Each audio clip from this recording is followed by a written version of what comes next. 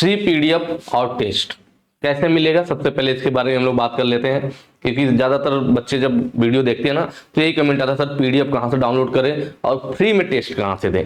ठीक है, दोनों आपके लिए अवेलेबल है। और सबसे बड़ी चीज आज आप देखोगे कि वेबसाइट का हमने पूरा प्रारूप ही, पूरा डिस्प्ले ही हमने चेंज कर दिया है, जिससे आपको टेस्ट देने में और पीडीएफ डाउनलोड करने में एकदम आसानी हो जाए।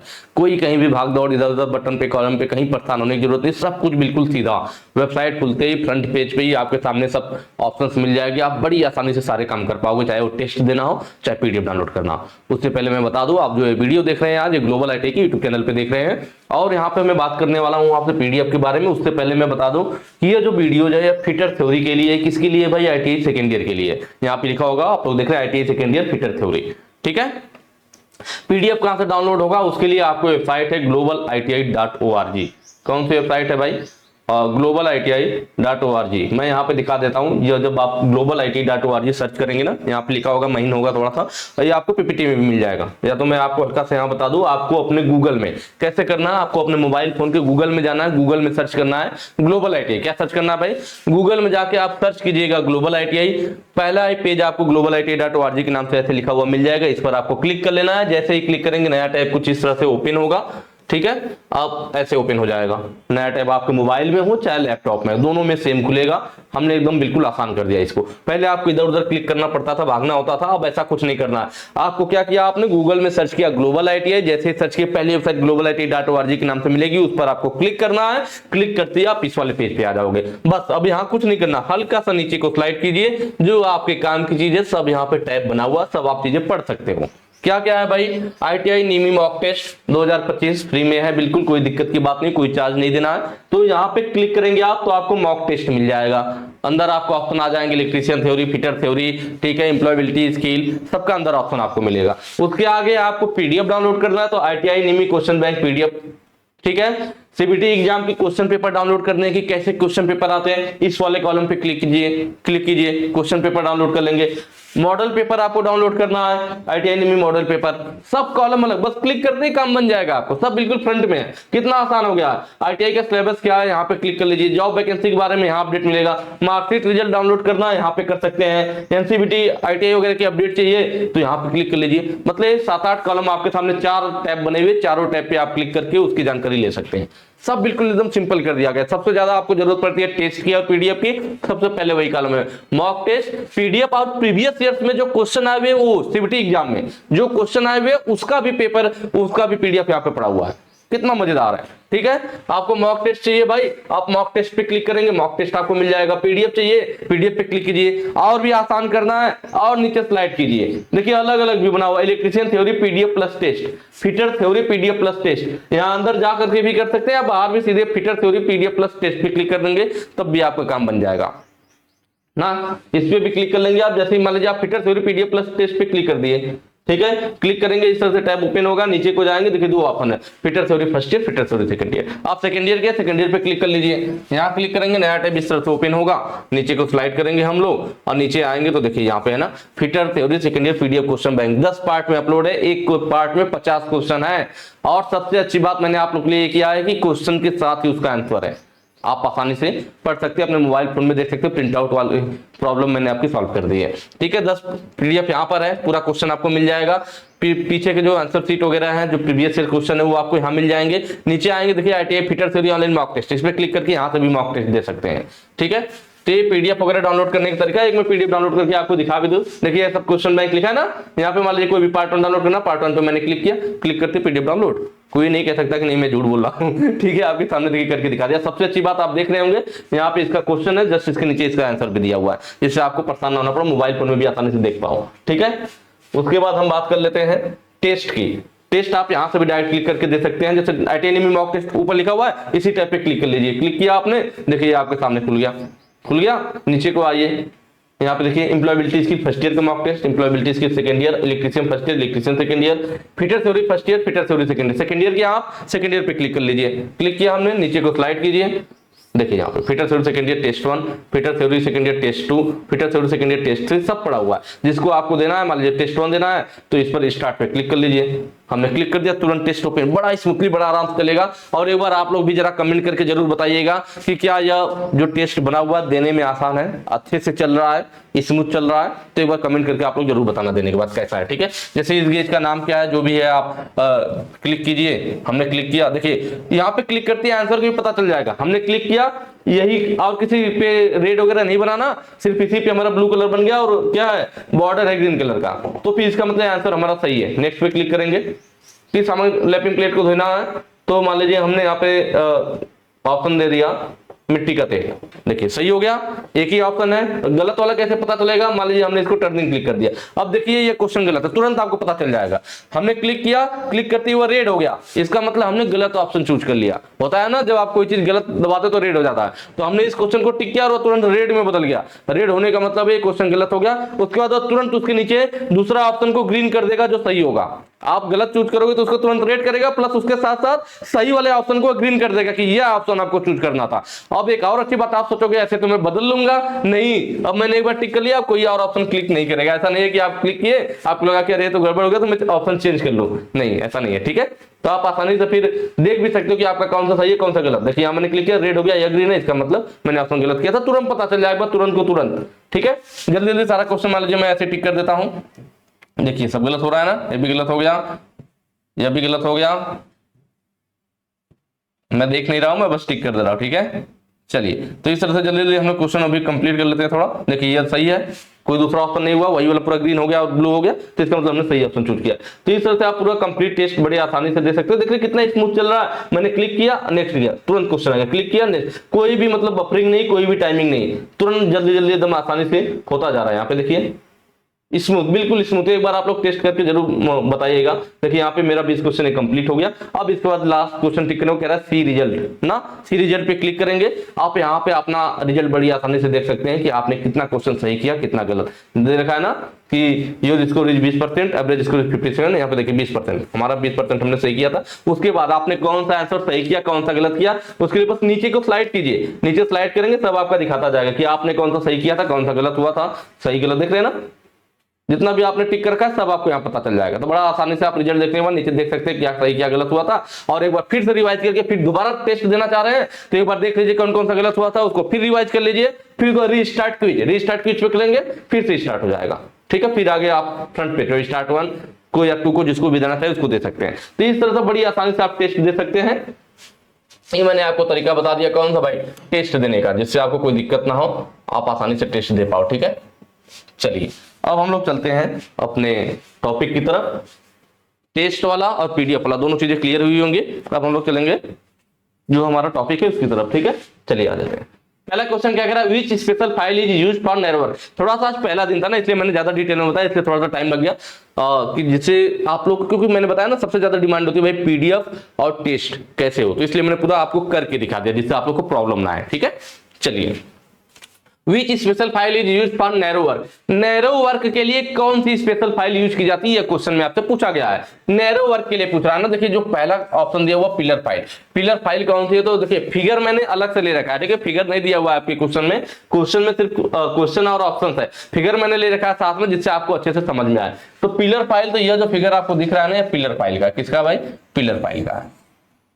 यह जो फिगर है आपका ये पिलर फाइल का। तो पिलर फाइल कैसी है, तो पिलर फाइल हमारी हैंड फाइल के समान होती है। कैसी होती है, हैंड फाइल के समान होती है। आप कहोगे आप हैंड फाइल क्या है, तो हैंड फाइल जो होती है हमारी ऐसी फाइल होती है जिसकी जो समस्त चौड़ाई में, उसकी जो है चौड़ाई, हैंड फाइल की चौड़ाई पूरी लंबाई में एक समान रहती है। क्योंकि ज्यादातर जो मैक्सिमम फाइलें है ना, उन फाइलों का लास्ट का 1/3 भाग टेपर में बना होता है। लास्ट का 1/3 भाग क्या होता है, टेपर में बना होता है। लास्ट का 1/3 भाग टेपर में बना होता है। लेकिन हैंड फाइल ऐसी फाइल होती है जो अपनी पूरी लंबाई में उसकी जो चौड़ाई होती है एक समान होती है, ठीक है। और एक और खासियत है कि हैंड फाइल के जो दोनों साइड एज बने होते हैं, जैसे चौड़ाई होगी फिर ऊपर एक एज हो गया और नीचे दोनों साइड एज होंगे ना उसके किनारे, ये चौड़ाई वाला हिस्सा और इधर वाला जो हिस्सा होता है ये इसका हिस्सा एज कहलाता है, इधर और इधर।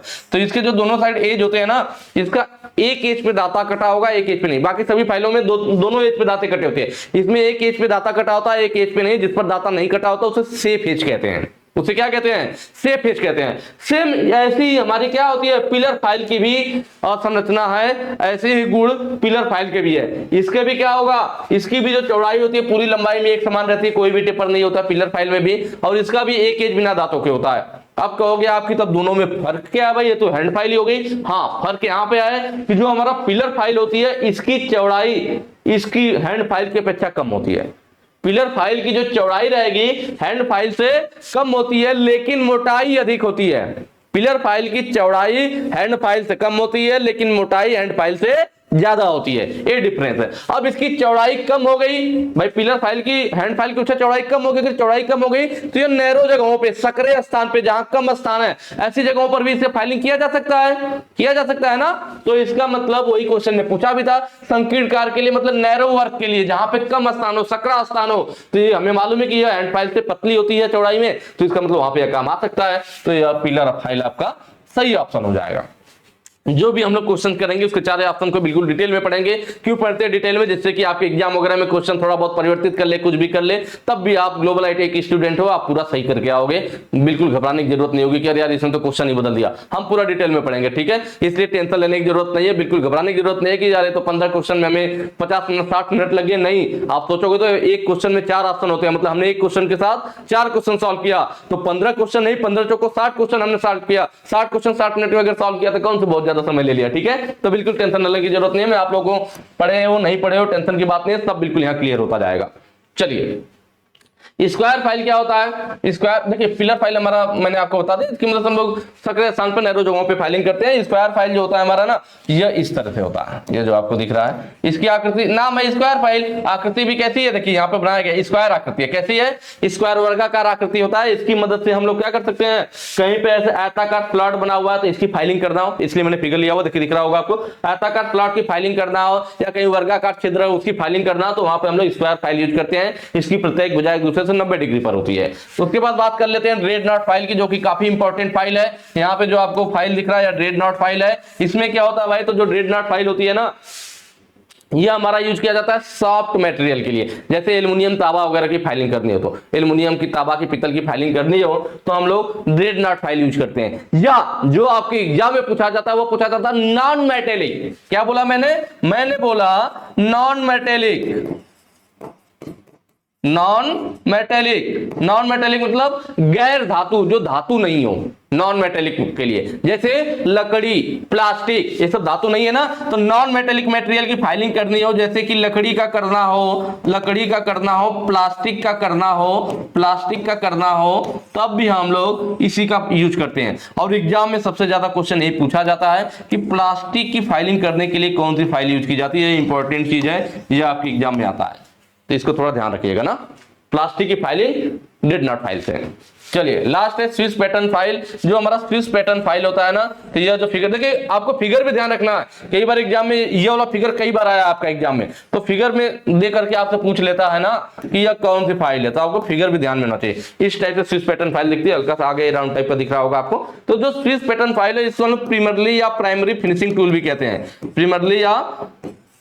प्राइमरी फिनिशिंग टूल भी बोला जाता है, मतलब प्राथमिक फिनिशिंग उपकरण के नाम पे जाना जाता है। प्राथमिक फिनिशिंग उपकरण के नाम से भी जानते हैं इसको।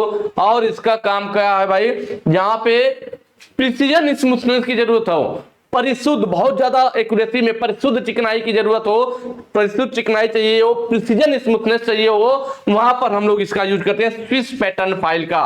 किसके लिए डियर, प्रिसीजन स्मूथनेस के लिए।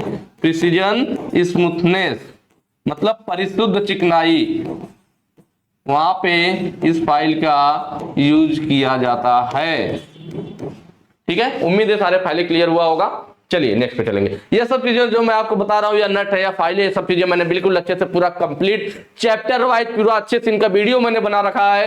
कहां पर, सब लोग जानते होंगे, ग्लोबल आईटीआई के ऐप पर। आप प्ले स्टोर में ग्लोबल आईटीआई का ऐप सर्च कर सकते हैं, वहां जाकर के बिल्कुल आसानी से इन सब चीजों के बारे में बिल्कुल डिटेल में, जब आप सोचिए मैं यहाँ पे इतना डिटेल में पढ़ाता हूँ तो वहां पे मैंने कितना अच्छे से पढ़ाया होगा। तो आप वहां पे अपने थ्योरी अगर कोई मजबूत करना चाह रहा है, आईटीआई के बाद कोई कंपटीशन निकालना चाह रहा है, आगे इंटरव्यू वगैरह में मजे से कॉन्फिडेंस के साथ बैठना चाह रहा है, तो आप वहां पर जाकर के एक बार जुड़ सकते हैं छोटी सी फीस दे करके। चलिए बात करते हैं, why slots are provided in the slotted castle nut. Slotted castle nut में हमारे स्लॉट्स क्यों प्रोवाइड किए जाते हैं, आपको यहां पे दिख रहा होगा स्लॉट्स की बात कर रहा है, यह हमारे पे क्या किसकी बात किया, कैसल नट की बात किया ना। स्लॉटेड कैसल नट में स्लॉट क्यों प्रदान किए जाते हैं, स्लॉटेड कैसल नट की बात किया है कि स्लॉट हमने क्यों दिया है। तो देखिए यहाँ पे मैंने दो नट ले रखा है, ये दोनों अलग, ऊपर वाला कैसल नट है और नीचे वाला सिर्फ स्लॉटेड नट है। यहाँ पे किसका पूछा है, स्लॉटेड कैसल नट की बात किया, कैसल नट की, या कैसल नट या सॉरी या स्लॉटेड नट या कैसल नट। तो हमने स्लॉटेड नट था तो कैसल नट क्यों बनाया, इसके बारे में थोड़ा सा जान लेते हैं, फिर इधर देखेंगे ऑप्शन क्या कह रहा है। देखिए स्लॉटेड नट में क्या था, हमारे पास नॉर्मल नट था, जैसा हमारा हेक्सागोनल नट होता है, सेम वही चीज था, बस फर्क क्या था कि हमने इसके फेस पर जो इसकी मोटाई या गहराई है, यहां से यहां तक जो भी इसकी गहराई थी उसका 1/3 गहराई, कितना 1/3 गहराई पे हमने स्लॉट काट दिया। कितना भाई, 1/3 गहराई का हमने स्लॉट काट दिया। अगर मान लीजिए कहने का मतलब अगर इसकी चौड़ाई 30 है तो 30 का 1/3 कितना होगा, 10। भाई इसका 1/3 करेंगे तो 3 दाव में 30, 10 mm। समझ रहे हैं ना कि अगर ये 30 इसका गहराई है तो हम 10 mm तक स्लॉट काटेंगे, 1/3 लेते हैं। स्लॉट काट दिया हमने, और ये स्लॉट क्यों काटा, इसलिए काटा कि जहां पर मान लीजिए मशीनें जब चलती है तो मशीनों में वाइब्रेशन होता है, जब वाइब्रेशन होता है तो वहां पे नट के खुलने का डर रहता है, तो वाइब्रेशन होने पे मशीनों से नट हमारे खुले ना, उसके लिए हमने नट के फेस पर इस तरह से हम लोग क्या स्लॉट काट देते हैं 1/3 गहराई तक, सभी फेस पर कटे, हेक्सागोनल है तो छोयों पे कटेगा। काटने के बाद क्या करते हैं हम लोग, इस तरह से इसको बोल्ट पे टाइट करते हैं। बोल्ट पे टाइट करने के बाद जो हमारा बोल्ट होता है ना, जो हमारा बोल्ट है जिस पर हमने इसको टाइट किया, बोल्ट में भी एक छिद्र बना होता है, बोल्ट पे थ्रेड कटा हुआ और यहाँ पे छिद्र बना होता है। तो हम लोग बोल्ट में नट को टाइट करने के बाद क्या करते हैं, हमारे पास होती है एक स्प्लिट पिन, कहते हैं क्या कहते हैं डियर, स्प्लिट पिन कहते हैं। इस तरह से होता है, सॉरी फिर से बनाते हैं, एक लेग बड़ी है और एक लेग छोटी, ठीक है, इस तरह से होता है। तो हम लोग क्या किया, मैंने बोल्ट लगाया, नट को टाइट कर दिया। नट को टाइट करने के बाद यह बोल्ट का जो छिद्र है, इसके जिस भी स्लॉट के छिद्र में आएगा उसमें हम लोग स्प्लिट पिन डालेंगे अंदर डालने के बाद इस छिद्र में से होते हुए यहाँ बोल्ट के छिद्र में से इस पार निकल जाएगा। जब इस पार निकल जाएगा तो फिर यहाँ पार निकलने के बाद दोनों साइड इसके पैरों को मोड़ देते हैं, मतलब एक पैर इधर और एक पैर इधर से मोड़ दिया जाता है। तो अब यह नट लॉक हो गया। आप कितना भी वाइब्रेशन होगा नट खुलेगा नहीं, क्योंकि इसमें से पिन होते हुए इस बोल्ट में से आर पार निकल गई है। अब जब तक आप स्प्लिट पिन को निकालोगे नहीं तब तक आपका बोल्ट नहीं खुलेगा। तो इस तरह से नट हमारा लॉक हो जाता है। तो लॉक करने के लिए इस तरह से हम लोग स्लॉट काटते हैं। तो ये हमारी क्या है, स्प्लिट पिन होती है, ठीक है। तो हमारा क्या दिक्कत आया, तो देखिए जब इस तरह से तो काम ठीक था, कोई दिक्कत नहीं था, लेकिन प्रॉब्लम इसमें हुआ कि हम लोग लॉक करने के चक्कर में नट की जो मोटाई थी उसमें 1/3 गहराई तक सभी फेस पर स्लॉट काटा। इससे हमारे नट का स्ट्रेंथ कम हो गया, नट का सामर्थ्य कमजोर हो गया। इस वजह से हमें फिर बनाना पड़ा कैसल नट। ये जो आपको दिख रहा है ये हमारा क्या है भाई, कैसल नट है। कौन सा नट है ऊपर, कैसल नट है ये, ठीक है। कैसल नट में हमने क्या किया कि नट में कोई भी स्लॉट नहीं काटा, इसकी स्ट्रेंथ कम ना हो इसके लिए नट में कोई भी स्लॉट नहीं काटा। इसके ऊपर एक बेलनाकार भाग गोलाई में बढ़ा दिया गया। एग्जाम में आपसे एक क्वेश्चन पूछा जाता है कि कौन सा ऐसा नट है जिसके ऊपरी हिस्सा बेलनाकार भाग में बढ़ा दिया जाता है। तो यही कैसल नट है जिसमें हम लोग कोई स्लॉट नहीं काटे, इसके ऊपरी हिस्सा में हमने क्या किया, इसको हमने बेलनाकार रूप में इसके भाग को बढ़ा दिया और उस जो बेलनाकार भाग को बढ़ा उसमें हमने स्लॉट काट दिया। इससे फायदा क्या हुआ कि हमारे नट का कोई भी सामर्थ्य पे कोई फर्क नहीं पड़ा, उसके पावर पे, उसके सामर्थ्य पे, उसके शक्ति पे कोई फर्क नहीं पड़ा, वो उतना ही मजबूत है। अब ऊपर हमने बढ़ाया था जो गोलाई में, उसमें स्लॉट काट दिया। अब स्प्लिट पिन को इसमें से होकर के गुजार करके लॉक कर देंगे, जैसा कि यहाँ पे दिखाया गया। देखिए ये नट है, ये ऊपर हमारा जो गोलाई में भाग में बढ़ाया था इसमें स्लॉट कटा हुआ है। अब ये स्प्लिट पिन इसके अंदर से बोल्ट के छिद्र में से होते हुए गया, फिर दोनों साइड इसका पैर मोड़ दिया गया है, ठीक है। तो अब इससे हमारा क्या फायदा हो गया कि नट की सामर्थ्य भी बनी रही और लॉक नट का भी काम कर लिया। तो ये फायदा होता है, इसलिए हमें कैसल नट बनाना पड़ा था कि उसकी सामर्थ्य भी कम ना हो, लॉक नट का काम भी कर ले। तो यहाँ पूछा था कि नट में स्लॉट क्यों दिया गया है, कि ये जो नट में स्लॉट काटा गया है क्यों काटा गया है। पहला ही ऑप्शन देखिए, स्प्लिट पिन को फिक्स करने के लिए। बिल्कुल सही बात है, अगर ये स्लॉट नहीं कटा होता तो स्प्लिट पिन कहां से जाती, इसलिए काटा गया है। नेक्स्ट पे आ जाइए, अगला कह रहा है इस लिमिट गेज का नाम क्या है। ये फिगर में जो आपको दिख रहा है इसको हम लोग लिमिट गेज कह रहे हैं, इसका नाम पूछ रहा है। देखिए इसको जरा ध्यान से देखिएगा, ये देखने में पहले मैं भूल जाता हूँ क्या गेज होता है क्या होता है। मैं आपको हल्का से एक चीज बताता हूँ, थोड़ा ध्यान से समझिएगा कि भाई ये देखिए एक साइड आपको दिख रहा है, ऐसा नहीं लग रहा है कि बड़ा बड़ा बड़ा जैसे कोई चीज नहीं होता है कि ऐसे हो फिर ऐसे हो फिर ऐसे, लग रहा है कि एक ही साइड प्रोग्रेस, एक ही साइड को सब है। यहां से शुरू हुआ जैसे एक ही साइड को बढ़ रहा है, छोटा मतलब छोटा छोटा पार्ट जैसे एक ही टाइप को प्रोग्रेस करता हुआ जा रहा है, एक ही साइड में स्टेप चढ़ता हुआ चला जा रहा है। तो नाम तो ये लग रहा है एक ही साइड में प्रोग्रेस कर रहा है, तो इससे याद रहेगा आपको क्या हो जाएगा भाई, प्रोग्रेसिव प्लग गेज, ठीक है। ये तो मैंने बताने के लिए बता दिया। अभी असली कॉन्सेप्ट में बताऊंगा। इसमें भी हमें ध्यान देना होता है, इसमें देखिए दोनों ना, एक गो एक नो गो होता है। तो जो बड़ा वाला लंबा होता है ना उसको गो कहते हैं, जो छोटा वाला होता है उसको नो गो कहते हैं। देख रहे हैं ना, यह लंबा है, लंबा या छोटा छोटा है, तो यह लंबाई ज्यादा है जिसकी उसको गो कहते हैं, जिसकी लंबाई कम है उसको नो गो कहते हैं। अब मैं थोड़ा सा ना इसके बारे में बताने से पहले मैं हल्का सा सबसे मेन बता देता हूँ। गेज का जो सबसे बेसिक चीज है, दो होता है हमारा, रिंग गेज और प्लग गेज। उसके बारे में थोड़ा सा देख लेते हैं, फिर आगे चलते हैं। क्या क्या मैंने बताया भाई, दो, रिंग गेज और प्लग गेज, रिंग गेज और प्लग गेज, ये दो चीजें हैं, ठीक है। रिंग गेज और प्लग गेज मेन बेसिक ये दो हैं। तो रिंग गेज क्या होता है, तो देखिए रिंग का मतलब याद होगा आपको, अंगूठी। रिंग सेरेमनी होती है ना, अंगूठी पहनाते हैं एक दूसरे को, तो वही रिंग, रिंग का मतलब क्या, अंगूठी। अंगूठी कहाँ पहना जाता है, जो आपकी उंगली होती है उसके ऊपर ना। देखिए ये जो फिगर है ना, ये रिंग गेज का है भी। ये जो फिगर आपको दिख रहा है ये रिंग गेज का फिगर भी है। किसका है, रिंग गेज का फिगर है। तो कैसे अंगूठी की तरह है गोल सा, तो अंगूठी उंगली के ऊपर पहना जाता है, तो रिंग गेज। तो ये भी रिंग की तरह, अंगूठी की तरह, या कहाँ ऊपर पहना जाएगा, मतलब किसी भी जो आपका ऊपर का माप लेगा, ऊपर चढ़ा रहे हो तो ऊपर का माप लेगा। तो इससे आपको याद करने का तरीका बता रहा हूँ, ठीक है। ऐसा होता नहीं कि अंगूठी होती है, याद करने का तरीका मैं बता रहा हूँ कि रिंग से आपके दिमाग में रिंग आ जाएगा, रिंग मतलब अंगूठी आ जाएगा, अंगूठी उंगली के ऊपर पहना जाता है। इसका मतलब बाहरी माप, बाहरी माप कह लीजिए, या बाहरी व्यास चेक करने के लिए, ठीक है। प्लग गेज वाला कैसे याद होगा, देखिए प्लग गेज आपके घरों में क्या होता है, आपके घरों में प्लग होता है, क्या होता है भाई, प्लग होता है इस टाइप से, और प्लग की दो पिन निकली होती है। कहाँ लगाया जाता है इसको डियर, हमारे पास होता है सॉकेट, सॉकेट में दो होल बना होता है।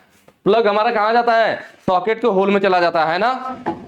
प्लग हमारा, एक सेकंड रुकिएगा, ठीक है। प्लग हमारा सॉकेट के होल में चला जाता है, तो होल के अंदर गया तो आंतरिक माप लेगा। तो इससे याद आएगा, प्लग कहां जाता है, सॉकेट के होल के अंदर जाता है, अंदर जा रहा तो अंदर की माप लेगा। तो इसका मतलब यह आंतरिक व्यास मापने के लिए, ये याद करने का तरीका है, ठीक है, ठीक है। तो यह हमारा, यह भी प्लग गेज है, यह भी प्लग गेज है, अपने साइज के हिसाब से, मतलब टाइप के हिसाब से अलग अलग है, अभी मैं बताऊंगा। चलिए इतना समझ में आ गया होगा। अब नॉर्मल देखते हैं, प्लेन रिंग गेज क्या है। तो देखिए यह जो फिगर आपको दिख रहा था, यह प्लेन रिंग गेज का था, है ना। किसका है, प्लेन रिंग गेज का है। यह रिंग गेज किस काम में आएगा, बाहरी व्यास, किसी भी जो आपकी बाहरी व्यास चेक करना है तो यह प्लेन रिंग गेज यूज करते हैं हम लोग। और इसमें देखिए यह सिंगल है ना, सिंगल नहीं होता, इसमें एक और होता है, दो होते हैं। यह वाला एक गो होता है, एक नो गो होता है। तो इसमें जो होता है ना, यह वाला हमारा गो वाला है। ऊपर ये जो दिख रहा है आपको खुरदरापन सा या नर्लिंग किया गया होता है। क्यों किया गया होता है, जिससे हाथों की ग्रिप मजबूत रहे, हाथ स्लिप ना करे, क्योंकि हाथ से हम लोग यूज करते हैं। और जो एक दूसरा होता है कुछ इस टाइप से होता है, ऐसे गोलाई में होगा, ठीक है। और इसके बीच में ऐसे सर्कुलर ग्रुप्स कटा होता है। क्या कटा होता है भाई, सर्कुलर ग्रुप्स कटा होता है। इस पर भी ऐसे नर्लिंग कर दिया जाएगा, क्या, नर्लिंग, जिससे हाथों की पकड़ मजबूत रहे, जिससे हाथों की पकड़ क्या रहे भाई, मजबूत रहे। ये हो गया हमारा, उसी की तरह होगा। इस तरह से मैं थोड़ा अच्छा बना नहीं पाया हूं, तो इस तरह से गोलाई में इसी तरह से, बस थोड़ा इसकी अपेक्षा ये लंबा रहेगा और बीच में सर्कुलर ग्रुप। तो इससे आप पहचान जाओगे, जिस पर सर्कुलर ग्रुप कटा हुआ है या लंबाई जिसकी ज्यादा है वो हमारा क्या रहेगा, नो गो रहेगा। तो यह हमारा गो वाला होता है और ये हमारा नो गो वाला होता है, ठीक है।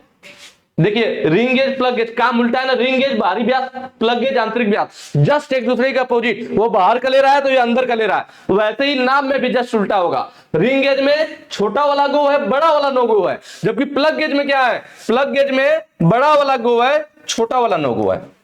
काम भी अपोजिट है, वैसे ही नाम भी इनका अपोजिट है। इसमें बड़ा वाला गो, छोटा वाला नो गो, इसमें बड़ा वाला नो गो, छोटा वाला गो होता है, ठीक है। चलिए इतना समझ में आया होगा। फिर आगे आएगा भाई, देखिए क्या, प्लेन रिंग गेज देख लिया, फिर हम लोग डबल इंडेड पहले देख लेते हैं, डबल इंडेड प्लग गेज। तो यह जो आपको दिख रहा है ना, यह डबल इंडेड प्लग गेज है, मतलब दो सिरे पर। इसको प्रोग्रेसिव प्लग गेज बोल दिया क्योंकि दोनों एक ही साइड था, गो और नो गो। इसका गो और नो गो दो सिरे पर है, तो डबल इंडेड प्लग गेज दो सिरे पे है। प्लग गेज आंतरिक माप लेगा, जानते हैं आप लोग, आंतरिक व्यास को चेक करेगा, कौन सा गो कौन सा नो गो। तो मैंने बताया कि प्लग वाले में उल्टा होता है, इसका जो लंबा होता है वह गो। देखिए यह ज्यादा लंबा दिख रहा है ना, इसकी लंबाई देखिए और इसकी लंबाई देखिए, ये कम लंबा है, तो इधर वाला नो गो और इधर वाला गो, ठीक है। उसके बाद बात कर लेते हैं किसका, डबल इंडेड प्लग गेज। अब टेपर प्लग गेज देखिए, प्लग गेज ही है यह जो है आपका प्लग गेज। प्लग गेज मतलब आंतरिक माप लेगा, लेकिन आगे लग गया टेपर प्लग गेज। इसका मतलब क्या हो गया कि आंतरिक माप तो लेगा, लेकिन जो टेपर हो, मतलब कोई होल हो लेकिन होल टेपर में बना हुआ है, तो उस होल के टेपर को चेक करने के लिए taper plug gauge. Normal plug gauge है तो नॉर्मल होल को चेक करेगा, टेपर प्लग गेज है तो ऐसा होल जो टेपर में हो उसको चेक करेगा। जो नाम वही काम, तो यह क्या होता है हमारा, देख रहे हैं, इसलिए आगे कैसा टेपर में बना हुआ है जिससे टेपर होल में जाकर के उसको चेक कर सके, तो टेपर प्लग गेज हो जाता है। प्रोग्रेसिव प्लग गेज क्या है, तो ये आपने देखा, बस दोनों से प्रोग्रेसिव डबल एंडेड में बहुत फर्क नहीं, बस फर्क ये है कि प्रोग्रेसिव प्लग गेज में गो और नो गो सिरा एक ही साइड होता है और डबल एंडेड में दोनों दो साइड होते हैं। चलिए नेक्स्ट पे चलते हैं। अगला क्वेश्चन है what is the name of gauge, इस गेज का नाम। इसका देखिए यह वाला पूछा हुआ, बाकी मैंने अलग से आपको समझने के लिए लिया हुआ। कौन सा, अभी जस्ट हमने पीछे पढ़ा भाई, कौन सा है, रिंग गेज है। प्लग गेज कौन सा, अभी जस्ट हमने आपको पीछे बताया, प्लग गेज क्या है या डबल इंडेड प्लग गेज क्या है। आप नॉर्मल वाला दिखाओगे, प्रोग्रेसिव वाला कब, जब वो बोलेगा प्रोग्रेसिव प्लग गेज या टेपर प्लग गेज तब, जब नॉर्मल बस प्लग गेज बोले या डबल इंडेड प्लग गेज बोले, दोनों केस में यही रहेगा हमारा, ठीक है, प्लग गेज या डबल इंडेड प्लग गेज। उसके बाद टेपर प्लग गेज, जस्ट पीछे भी आप लोगों ने पढ़ा, टेपर प्लग गेज आंतरिक होल के टेपर को चेक करने के लिए, होल के टेपर को चेक करने के लिए। टेपर रिंग गेज, देखिए रिंग गेज तो आपका था ही, यह भी देखिए रिंग गेज जैसा ही है, लेकिन टेपर रिंग गेज देखिए इसके अंदर जो होल होगा ना, होल पूरा एक समान व्यास का होगा, लेकिन इस रिंग गेज के अंदर जो होल बना हुआ है टेपर में है। तो रिंग गेज बाहरी व्यास को चेक कर रहा था, टेपर लग गया तो अब यह बाहरी टेपर को चेक करेगा। कोई साफ्ट वगैरह पे टेपर है, कोई हमारी इस तरह से साफ्ट है, ठीक है, जैसे यह साफ्ट होगी, साफ्ट के आगे ऐसे टेपर बना हुआ है, इस टेपर को हमें चेक करना है, तब हमारा टेपर रिंग गेज। आसान है, नेक्स्ट पे चलते हैं। अगला कह रहा है which gauge is used to check the gap between the mating part, मिलने वाले भागों के बीच गैप की जांच करने के लिए।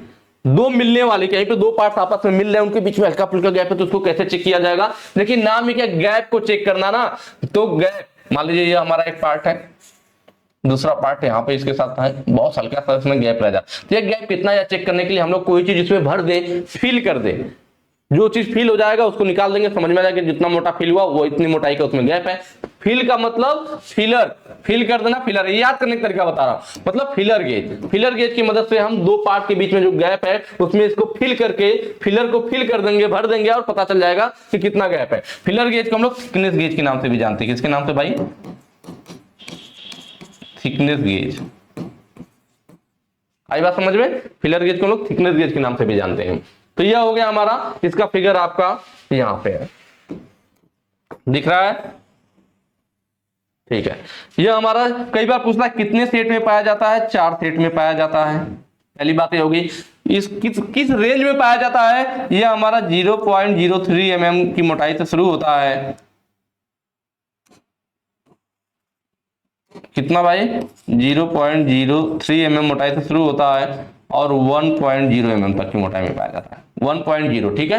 कितने, ये जैसे ये पहला ब्लेड, दूसरा ब्लेड, तीसरा ब्लेड, तो प्रत्येक ब्लेड जब आगे बढ़ते जाते हैं तो एक ब्लेड से दूसरे ब्लेड की मोटाई कितनी ज्यादा बढ़ती जाती है, तो वह जो मोटाई बढ़ती जाती है वो 0.01 mm की स्टेप में। कितना भाई, 0.01 mm की स्टेप में। फिगर में अगर आपको दिख रहा हो तो लिखिए, यहाँ पे क्या लिखा है 0.03, यहाँ पे लिखा है 0.04, इस वाले ब्लेड पे 0.05, मतलब प्रत्येक ब्लेड यह इससे 0.01 mm मोटा, यह इससे 0.01 mm मोटा, मतलब प्रत्येक ब्लेड 0.01 mm की स्टेप वाइज मोटाई में आगे बढ़ती जाती है। 0.01 mm की स्टेप में प्रत्येक की थिकनेस बढ़ती जाती है, मोटाई बढ़ती जाती है। तो वही चीज यहाँ पे मैं बता रहा था, ठीक है। बाकी कई बार लंबाई पूछ लेता है कि ब्लेड की लंबाई कितना रहती है भाई, 100 mm। कितनी लंबाई में, 100 mm की लंबाई में। कितने चौड़ाई में पाया जाता है, 12 mm।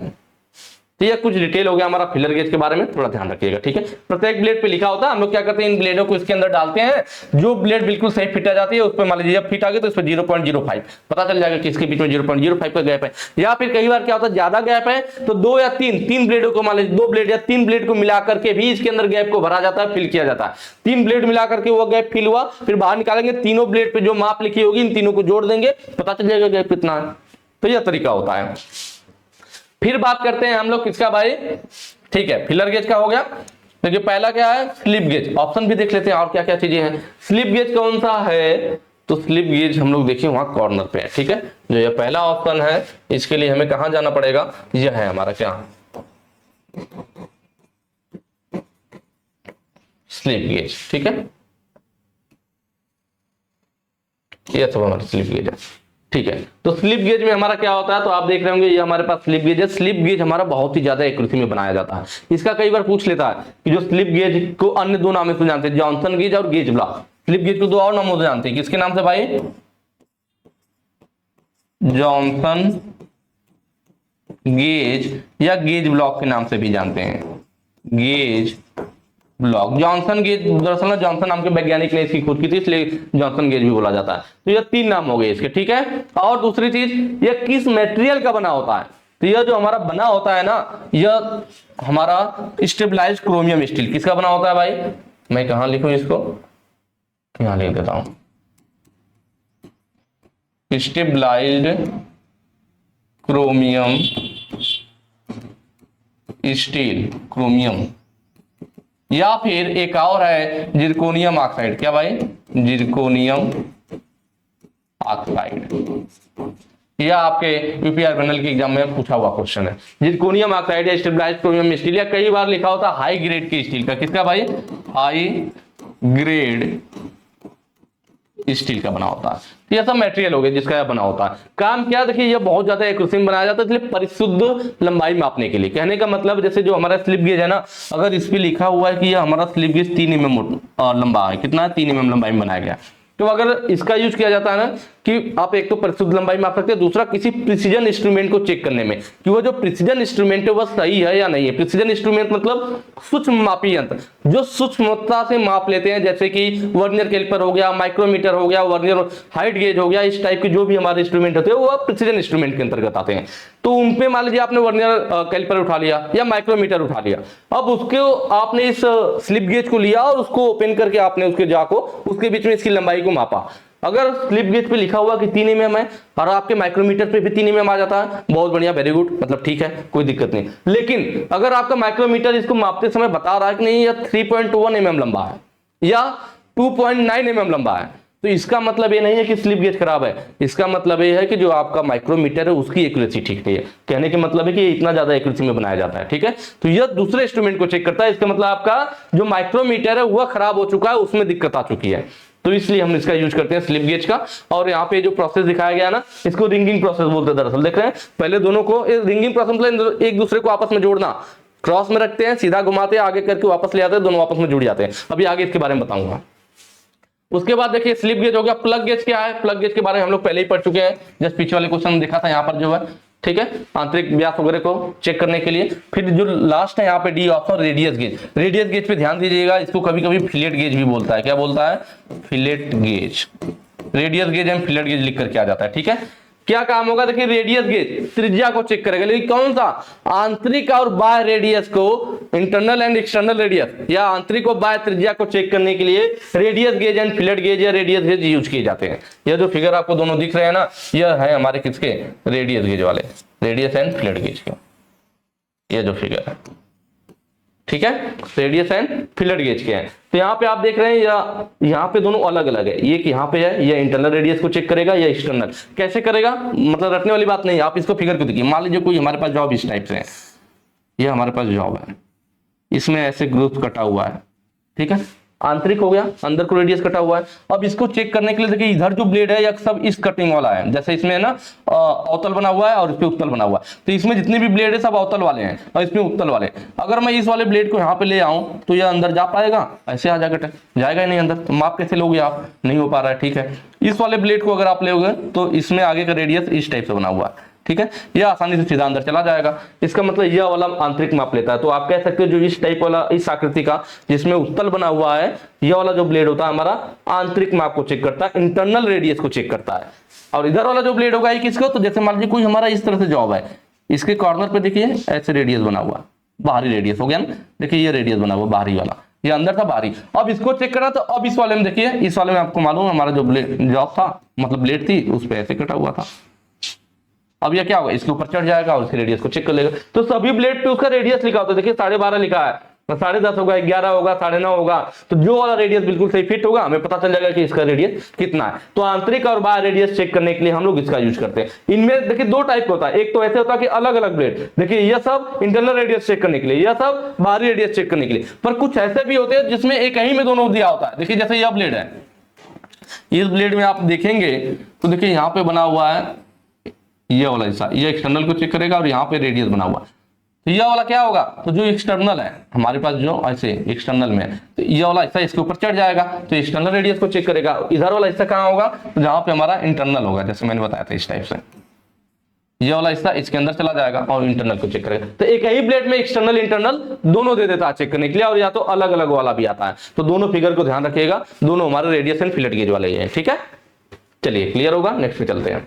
अगला है स्लिप गेज को साफ करने के लिए किस मटेरियल का उपयोग किया जाता है। हमारे पास स्लिप गेज है, इसको साफ करना है तो किस मटेरियल का उपयोग करेंगे। देखिए स्लिप गेज को साफ करने की बात हो रही है, थोड़ा ध्यान से समझिएगा कि स्लिप गेज को साफ करने की जरूरत क्या है।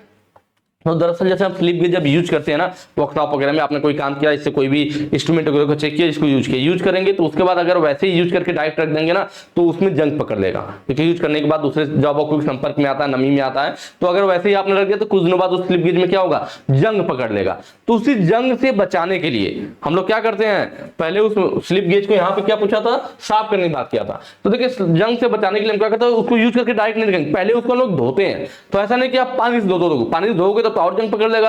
तो उसको धोने के लिए हम लोग स्लिप गेज को यूज करने के बाद जब उसे रखना होता है तो हम लोग उसको धोते हैं। तो उसको किस चीज से धोते हैं, तो पानी से ना धो करके कार्बन टेट्राक्लोराइड से धोते हैं। किससे धोते हैं भाई, कार्बन टेट्राक्लोराइड से धोते हैं। तो ऑप्शन डी यहां पे सही हो जाएगा, कार्बन टेट्राक्लोराइड से धोया जाएगा। फिर क्या किया जाएगा, अब वो गीला हो गया, ठीक है, उस पर फिर हम लोग कार्बन टेट्राक्लोराइड से धोने के बाद उस पर लगाते हैं पेट्रोलियम जेली। क्या लगाते हैं भाई, पेट्रोलियम जेली, ठीक है, पेट्रोलियम जेली लगाते हैं, या फिर acid free Vaseline, acid free Vaseline, इन दोनों में से किसी का भी यूज किया जा सकता है। यह जंग से सुरक्षा के लिए होता है। जैसे ग्रीस लगाते हैं ना, तो ग्रीस की जगह हम लोग इनके लिए पेट्रोलियम जेली या एसिड फ्री वैसलीन लगाया जाता है, जिससे इसमें जंग ना लगे। तो हमने धो दिया, धोने के बाद वो गीला है तो उसको चैमोइस लेदर से पोंछा जाता है। चैमोइस लेदर मतलब एक कपड़ा है, क्या भाई, चैमोइस लेदर। दरअसल यह ना चैमोइस जो होता है हिरन की प्रजाति है, उसके चमड़े का यह कपड़ा बनाया जाता है, इसलिए इसको चैमोइस लेदर कहते हैं। तो इसको धुलने के बाद स्लिप गेज को इस लेदर से उसको अच्छे से साफ करके सुखा लेंगे। उसके बाद पेट्रोलियम जेली या एसिड फ्री वैसलीन लगा करके रख देते हैं, जिससे जंग ना पकड़े। फिर जब यूज करना होगा तो अब उसमें भाई पेट्रोलियम जेली लगा हुआ, फिर कार्बन टेट्राक्लोराइड से धोएंगे, फिर वो गीला हो गया, फिर चैमोइस लेदर से पोंछेंगे, फिर हम यूज करेंगे उसको। तो एग्जाम में पूछे कि किससे धोया जाता है, कार्बन टेट्राक्लोराइड, लेकिन जंग से सुरक्षा के लिए क्या लगाया जाता है, तब पेट्रोलियम जेली या एसिड फ्री वैसलीन, दोनों चीज ध्यान रखिएगा। चलिए नेक्स्ट पे आ जाइए। अगला है किस सामग्री से चार्ज करने के बाद लैपिंग प्लेट को धोना है। देखिए अभी वहां बात कर रहा था कि स्लिप गेज को किससे धोना है, अब बात कर रहा है लैपिंग प्लेट को किससे धोना है। तो लैपिंग प्लेट को पहले हम लोग समझ लेते हैं लैपिंग प्लेट होता क्या है और उसको धोने की क्या जरूरत पड़ती है, तब मजा आएगा ना। डायरेक्ट बता दूंगा आंसर, कोई मतलब नहीं, पहले हम ये समझ लेते हैं कि लैपिंग प्लेट क्या चीज है और उसे धोने की जरूरत क्यों पड़ रही है। तो इसलिए मैंने यहाँ पे फिगर लिया हुआ, हल्का सा ध्यान से समझिएगा। देखिए इसमें क्या होता है ना, हमारे पास यहाँ नीचे जो है ये हमारी क्या है, लैप प्लेट है। क्या है भाई, लैप प्लेट है, ठीक है, ये लैप प्लेट हो गया और ये हमारा जॉब हो गया जिसकी हमें लैपिंग करनी है।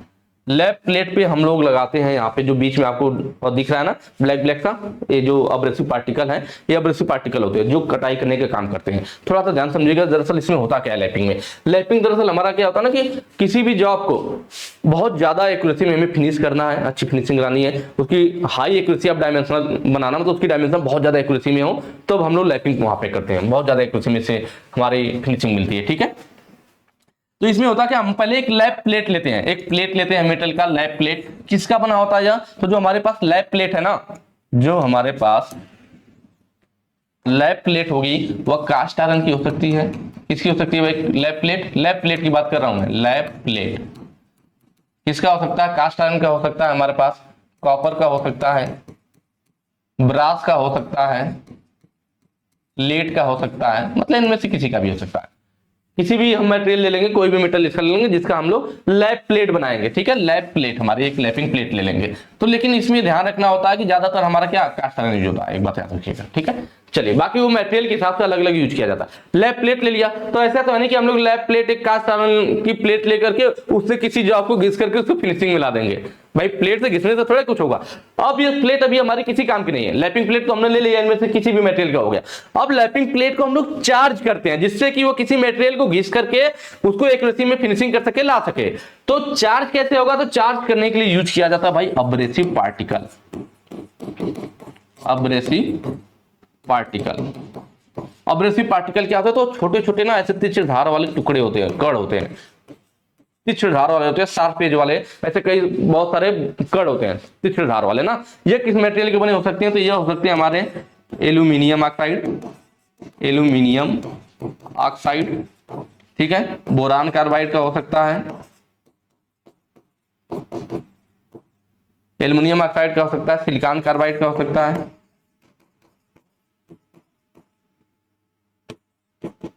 या डायमंड का हो सकता है। इनमें से किसी का भी हमारा क्या हो सकता है, या अब्रेसिव पार्टिकल हो सकते हैं। इन चारों में से किसी का भी, मटेरियल के हिसाब से अलग अलग चूज करते हैं, ठीक है। अब इनका जो है, अब जैसे हमारे पास प्लेट हो गई, अब प्लेट के ऊपर हमें अब्रेसिव पार्टिकल को लगाना है। तो या तो भाई मेटल हो गया ना, मेटल के छोटे छोटे बुरादे हैं, उसको प्लेट पे रखेंगे तो जैसे ही प्लेट आप घुमाएंगे वो गिर जाएगा ना, वो कटाई तो करेगा नहीं, तो इसको प्लेट पे चिपकाना पड़ेगा।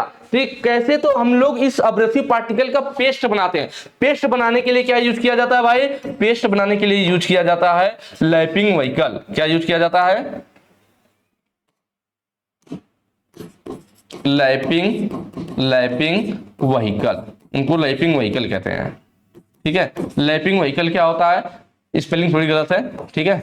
लैपिंग व्हीकल क्या होता है हमारा? तो यह हो सकता है ग्रीस हो सकता है, ग्रीस हो सकता है, ऑयल हो सकता है, ठीक है, बेंटोमाइट हो सकता है, या सॉल्युबल ऑयल हो सकता है। तो ये सब चीजें होती है हमारे क्या लैपिंग व्हीकल होते हैं। तो ग्रीस ऑयल या सॉल्युबल ऑयल जो भी है, ऐसे सिंपल समझ लीजिए ग्रीस ऑयल हो सकता है।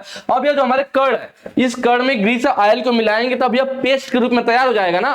पहले तो भाई सब मेटल थे, अब इसमें हमने तेल या ग्रीस मिला दिया, वो पेस्ट के रूप में तैयार हो गया। अब उस पेस्ट को हम लोग, जो हमारी कास्ट आयरन की, कॉपर या ब्रास किसी की भी जो मेटल की प्लेट थी, अब यह जो हमारा पेस्ट तैयार हुआ, इसमें ग्रीस वगैरह मिलाने पे इन अब्रेसिव पार्टिकल में जो पेस्ट तैयार हुआ ना, यह अब्रेसिव पार्टिकल और ग्रीस तेल मिला के जो पेस्ट तैयार हुआ, इस पेस्ट को लैपिंग कंपाउंड बोलेंगे।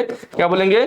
Lapping compound. अब इसको जो है हम लोग कहां लगा देंगे? इसको लगा देंगे इस कास्ट आयरन की प्लेट पे, क्योंकि अब पेस्ट के रूप में है। अब ये इसके ऊपर चिपक जाएगा। अब उसके बाद हम लोग क्या करेंगे? अब इससे जॉब की घिसाई करेंगे, क्योंकि अभी अब्रेसिव पार्टिकल इस पे चिपक चुका है, अब ये जॉब को घिसेगा। लेकिन इसमें यही ध्यान देना होता है कि जब हम लोग इसको पेस्ट तैयार करके इस प्लेट पे लगाते हैं, प्लेट को चार्ज करने के लिए, जब इस पेस्ट को ना उसके ऊपर लगा देंगे तो वही बोला जाता है कि लैपिंग प्लेट अब चार्ज हो गई है। पहले किसी काम का नहीं था, हमने बनाया या पेस्ट, अब्रेसिव पार्टिकल और ग्रीस तेल को मिलाकर के पेस्ट बनाया, उसको जब प्लेट पे लगा दिया तो बोला जाता है लैपिंग प्लेट चार्ज हो गई है। जब चार्ज हो गई तो वो कटाई करेगी, ठीक है। तो वो चार्ज, वही जब पेस्ट लगा दो तो बोलते चार्ज हो गई है। तो वो जो मटेरियल हमने लगाया अब्रेसिव पार्टिकल ना, तो जो इस पे पेस्ट के रूप में लगाते हैं तो कुछ कण इसमें लूज रह जाते हैं। क्या रहते हैं? कुछ कण लूज है। तो जब आप कटाई करने जाओगे, घिसाई करने जाओगे, तो जो लूज कण है वो टूट करके उस सरफेस पे गिर जाएगा, और जब गिर जाएगा तो घिसाई करते समय उस पर रोल करेगा और उस पर स्क्रैच मारेगा, जिससे आपकी सरफेस फिनिशिंग खराब होगी।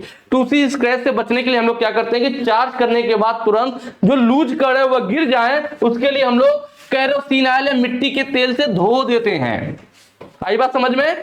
केरोसिन ऑयल है, मिट्टी के तेल से उसको धोते हैं, तो जो लूज कण होंगे वो पहले टूट करके गिर जाएंगे, तो सरफेस के बीच में आके स्क्रैच नहीं मारेंगे। इसीलिए कहानी होती है। मैंने इतना इसलिए बताया जिससे आपको समझ में आ सके। मैं सीधे बता देता कि मिट्टी के तेल से धोते हैं, बढ़ जाता आगे, आप भी रट रहे होते। अब आपको कॉन्सेप्ट समझ में आएगा कि क्यों धोने की जरूरत पड़ रही है हमें, ठीक है। चलिए आगे आ जाते हैं नेक्स्ट में।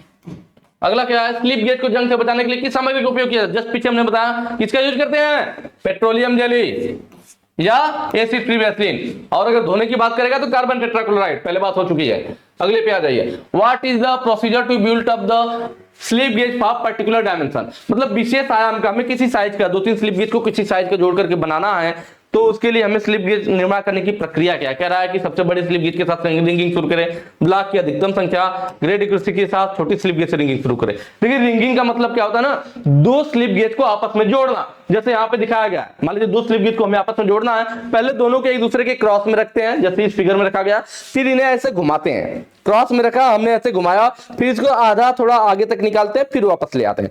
तो इससे क्या होता है कि दोनों स्लिप गेज की जो दोनों नीचे वाले, इसकी ऊपर की सरफेस, इसकी नीचे की सरफेस, दोनों के बीच में जो एयर है वो बिल्कुल हट जाएगी। जब कहीं पे एयर नहीं मिलेगा और दोनों बिल्कुल एक्यूरेसी में फिनिशिंग किया हुआ है, जब दोनों के बीच में बिल्कुल एयर नहीं रहेगा तो वहां पे वैक्यूम जनरेट हो जाएगा और ये दोनों जो हमारे स्लिप गेज आपस में चिपक जाएंगे।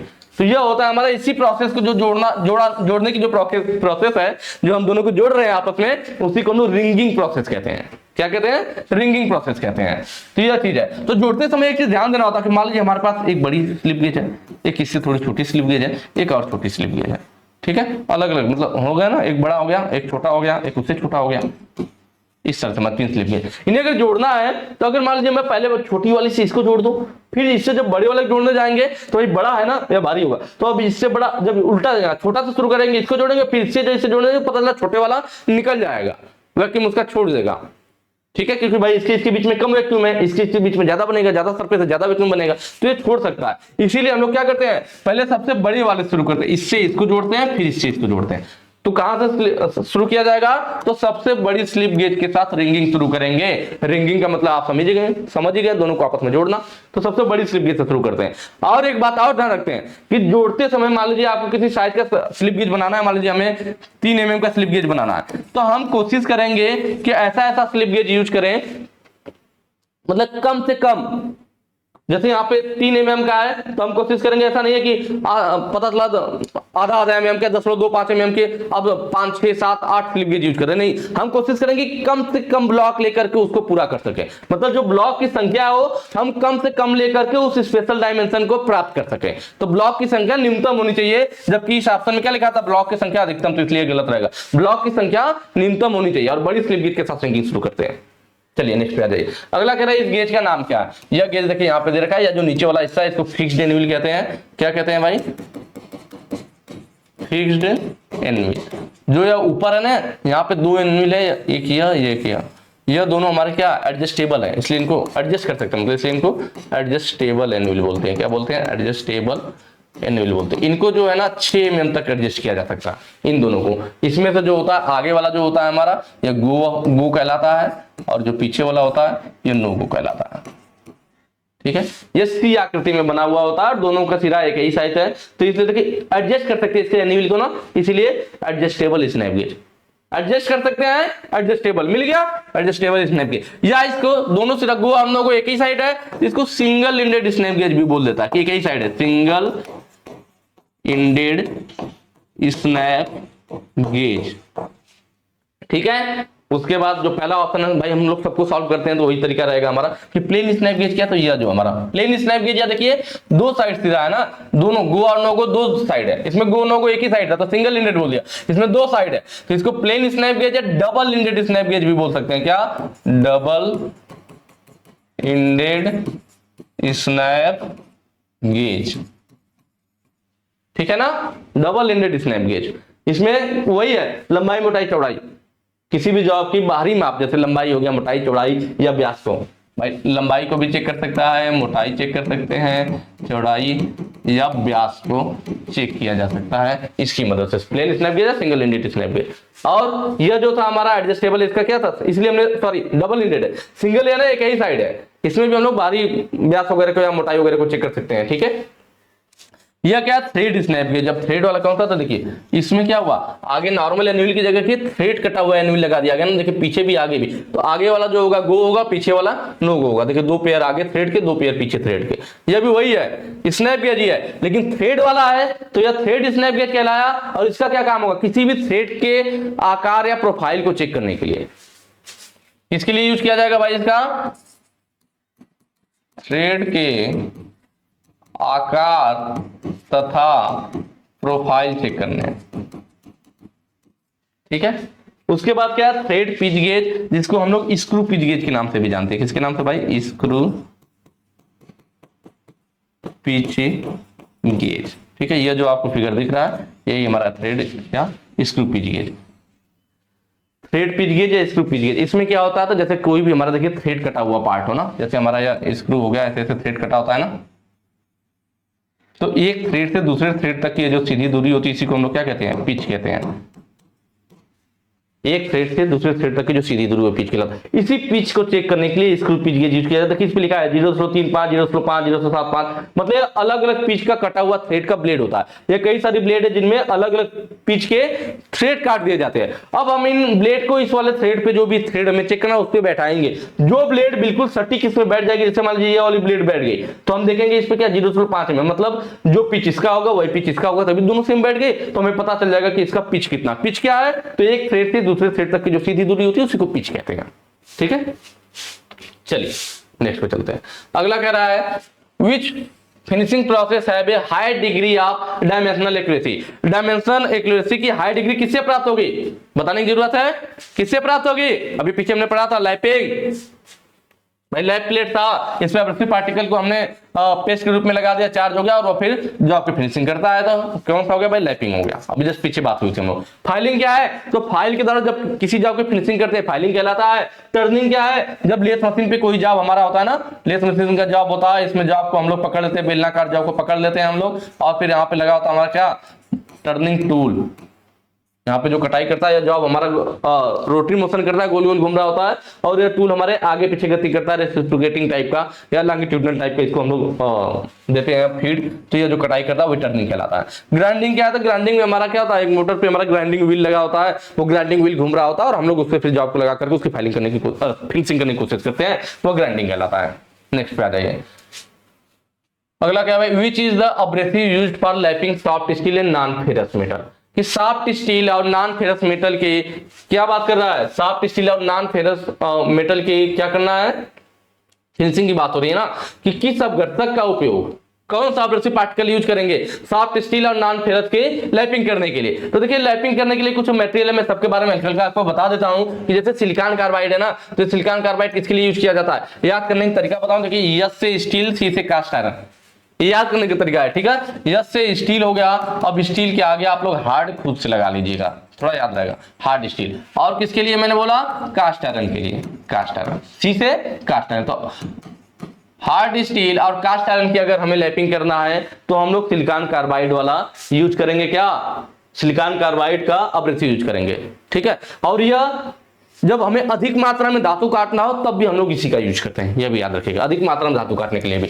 डायमंड हीरा यह कब यूज किया जाता है, जो छोटे सुराखों की लैपिंग करना हो। कहां पे भाई, छोटे सुराखों, सुराख का मतलब होल, छोटे सुराखों का लैपिंग करना हो, या फिर कह लीजिए टंगस्टन कार्बाइड की लैपिंग के लिए, टंगस्टन कार्बाइड या सिरेमिक, इसका भाई सिरेमिक की लैपिंग करना, तब इसका डायमंड का। बोरान कार्बाइड यह कठोरता में डायमंड के बाद जस्ट दूसरे नंबर पे आता है, कठोरता में डायमंड के बाद दूसरे नंबर पे बोरान कार्बाइड आता है। यह हमारा किसके लिए यूज किया जाता है, तो डाई व गेज की लैपिंग के लिए, डाई और वह गेज की लैपिंग के लिए। एक बात याद रखना है कि इसके कटाई गुण अच्छे नहीं, ये महंगा होता है, महंगा है लेकिन कटाई गुण अच्छे नहीं है। कई बार पूछा गया एग्जाम में कि कौन सा ऐसा पदार्थ जो महंगा होता है लेकिन कटाई गुण अच्छा नहीं है, कटाई गुण अच्छा नहीं है, तो वह हमारा यही है, कौन सा है, बोरान कार्बाइड। फ्यूज्ड एल्यूमिना, तो देखिए फ्यूज्ड एल्यूमिना दरअसल एल्युमिनियम ऑक्साइड है, क्या है, एल्युमिनियम ऑक्साइड है। और एल्युमिनियम ऑक्साइड हमारा दो टाइप का होता है, एक फ्यूज्ड एल्यूमिना होता है, एक अनफ्यूज्ड एल्यूमिना होता है। एल्युमिनियम ऑक्साइड दो टाइप का यूज होता है, फ्यूज्ड एल्यूमिना और अनफ्यूज्ड एल्यूमिना।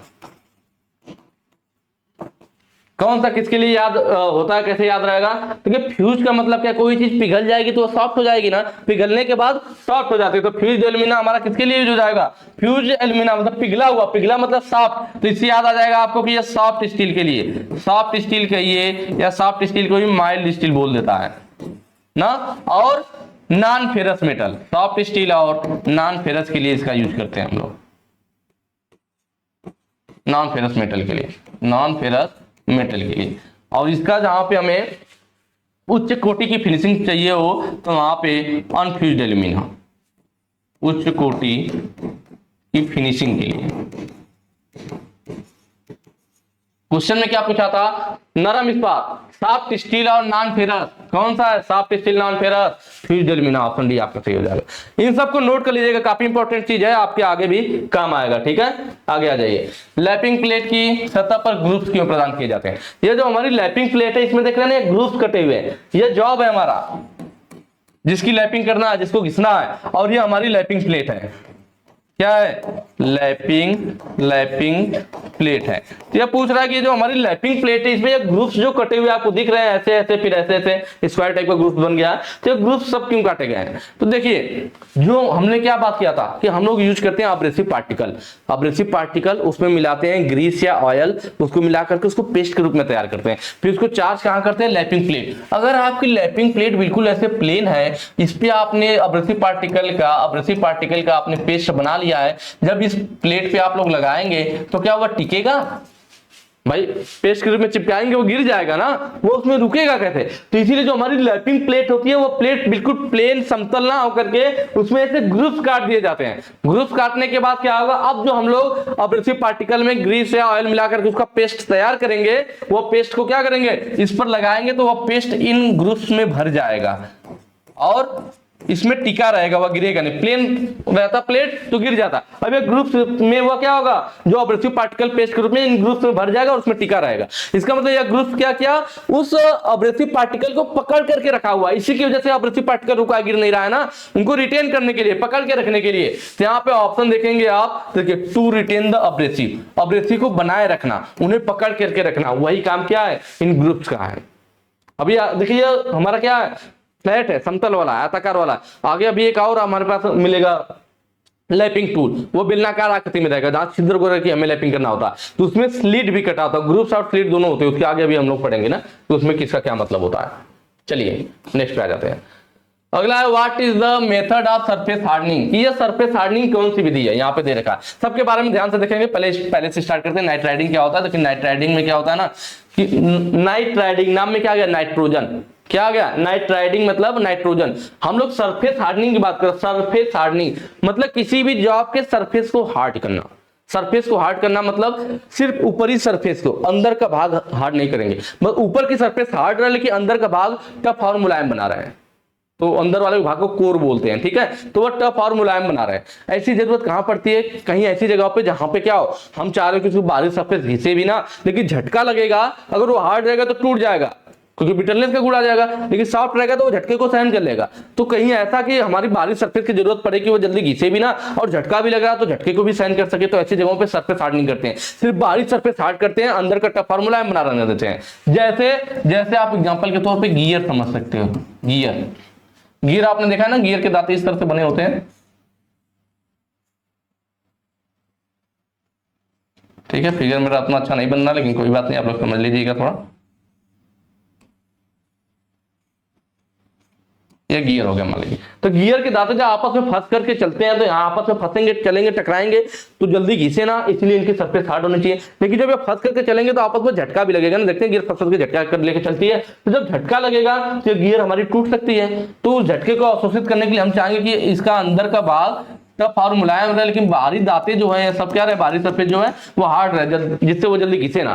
तो इसके लिए हम लोग इसका क्या करते हैं, सरफेस हार्डनिंग करते हैं। क्या करते हैं डियर, सरफेस हार्डनिंग करते हैं। सिर्फ बाहरी सरफेस कठोर बनाया जाएगा, अंदर का टफ और मुलायम रहेगा, ठीक है। तो इसके लिए क्या करेंगे, बहुत सारी विधियां, जैसे एक नाइट राइडिंग है। नाइट राइडिंग में क्या करते हैं कि उस जॉब की बाहरी सरफेस में नाइट्रोजन को, जब भी किसी भी जॉब के बाहरी सरफेस में नाइट्रोजन को प्रवेश करा करके उसको हम लोग हार्ड बनाते, तो वह सरफेस हार्ड करते हैं उसका, तो वह नाइट राइडिंग कहलाता है। तो नाइट्रोजन कैसे मिलेगा, अमोनिया से, मतलब इसमें अमोनिया गैस हम लोग यूज करते हैं। अमोनिया गैस यूज करेंगे जिससे हमें नवजात नाइट्रोजन मिलेगा और इससे सरफेस को हार्ड करेंगे। नाइट्रोजन की मदद लिया हमने, तो वह नाइट राइडिंग, मतलब आप कह सकते हैं नाइट राइडिंग में अमोनिया गैस यूज किया जाता है, मतलब ऊपरी सरफेस में नाइट्रोजन प्रयोग करा करके हम लोग उसको हार्ड करते हैं। और इसमें जो प्रोसेस होता है लगभग 500 डिग्री सेल्सियस पे किया जाता है। कितने पे भाई, 500 डिग्री सेल्सियस पे यह प्रोसेस किया जाता है उसको सरफेस को हार्ड करने का।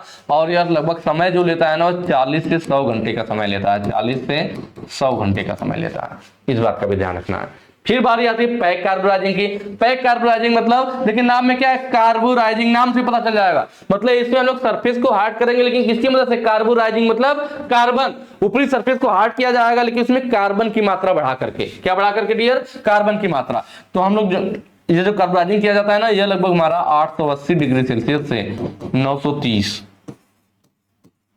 880 डिग्री सेल्सियस से 930 डिग्री सेल्सियस पे किया जाता है। और यह लगभग बहुत कम समय में जल्दी हो जाता है, लगभग 5 घंटे में हो जाता है हमारा। कितने देर में हो जाता है, 5 घंटे में हो जाता है।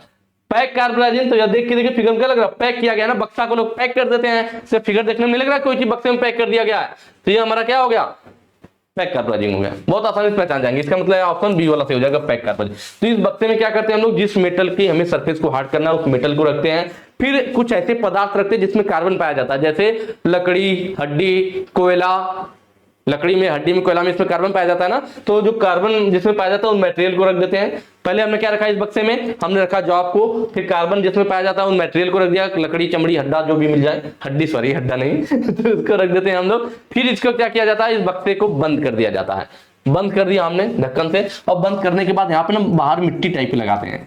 क्यों लगाते हैं? इस तरह से मिट्टी लगा करके इसको सील किया जाता है, जिससे कि अंदर गैस बाहर ना जाए, बाहर की गैसें अंदर ना जाए। यह जो मिट्टी लगाते हैं इसको हम लोग फायर क्ले मिट्टी कहते हैं। क्या कहते हैं?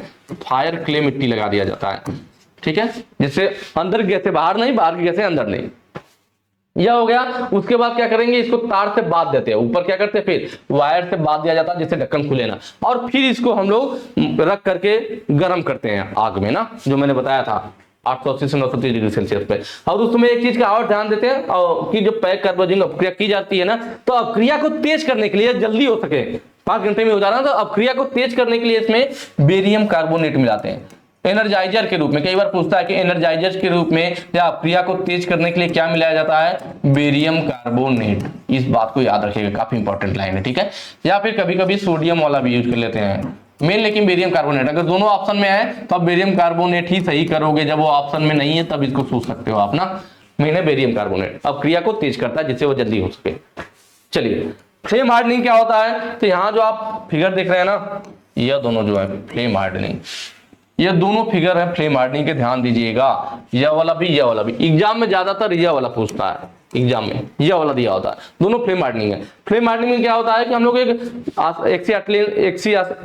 होता है ना, जो एसिटिलीन गैस होती है, हम लोग एसिटिलीन गैस होता है ना जो वेल्डिंग में यूज करते हैं, एसिटिलीन गैस, उसको हम लोग क्या करते हैं, उससे ज्वाला बनाते हैं और जो आपको गर्म करते हैं।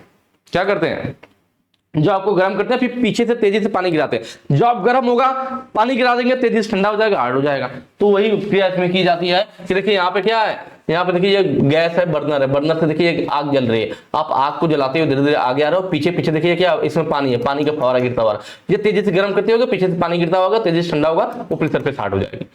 वही प्रोसेस ये फ्लैट सरफेस के लिए।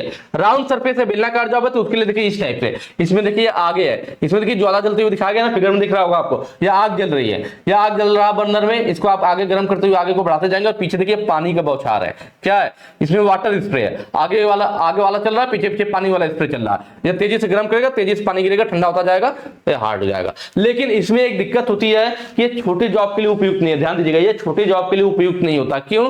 क्योंकि छोटे जॉब के जलने का खतरा रहता है, या कह लीजिए छोटा जॉब या पतला जॉब है, तो छोटा या पतला जॉब होगा, आप वो फ्लेम मारेंगे वो तुरंत पूरा गर्म हो जाएगा, पानी डालेंगे पूरा ठंडा हो जाएगा, तो पूरी की पूरी हार्ड हो जाएगी, जबकि हमें सिर्फ ऊपरी सरफेस हार्ड करना है।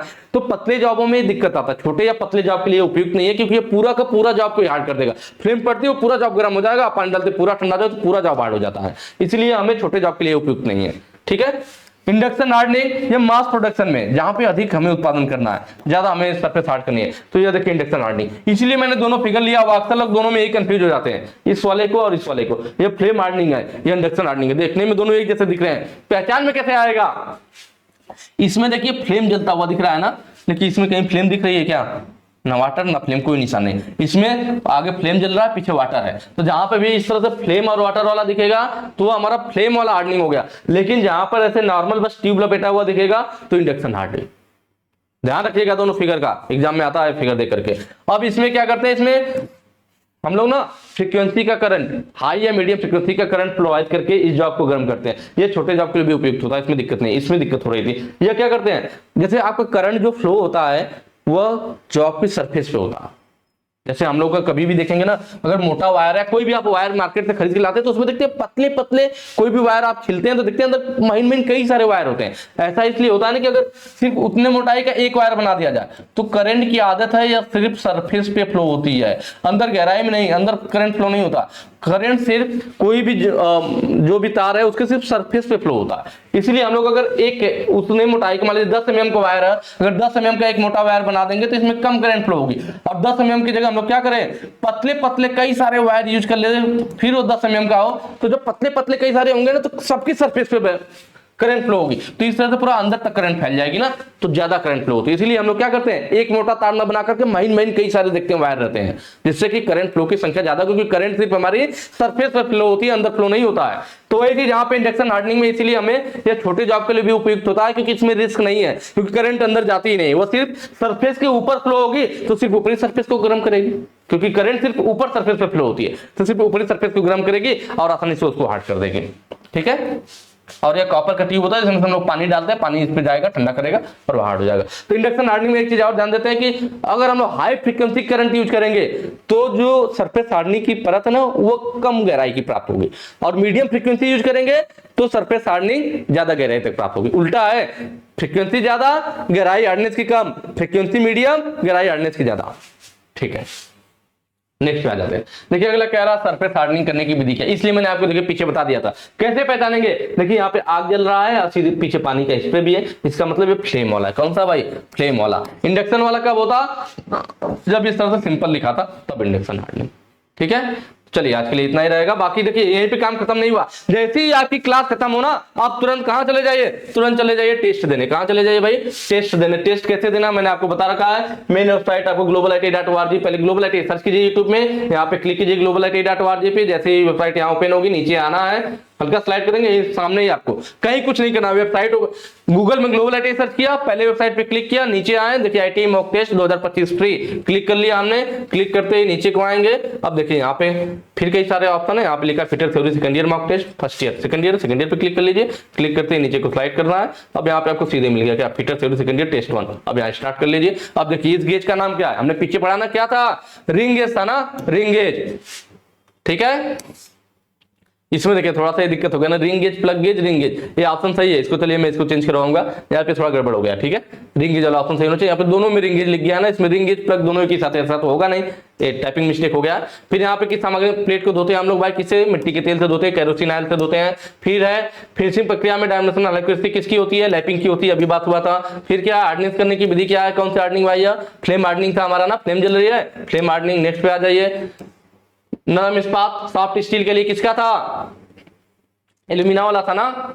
ठीक है, उसका कुंजी का उद्देश्य क्या है? असेंबली भाग को ला करना। या अभी देखिए आपको नेक्स्ट वाले में आगे मिलेगा, अभी ये मैंने नहीं करवाया। ठीक है, आगे वाले में, क्योंकि इसमें 20 क्वेश्चन है। तो इस तरह फटाफट अपना सभी टेस्ट दे लीजिएगा, टेस्ट देने के बाद मुझे बताइएगा कि आप कितना क्वेश्चन सही कर पाए थे।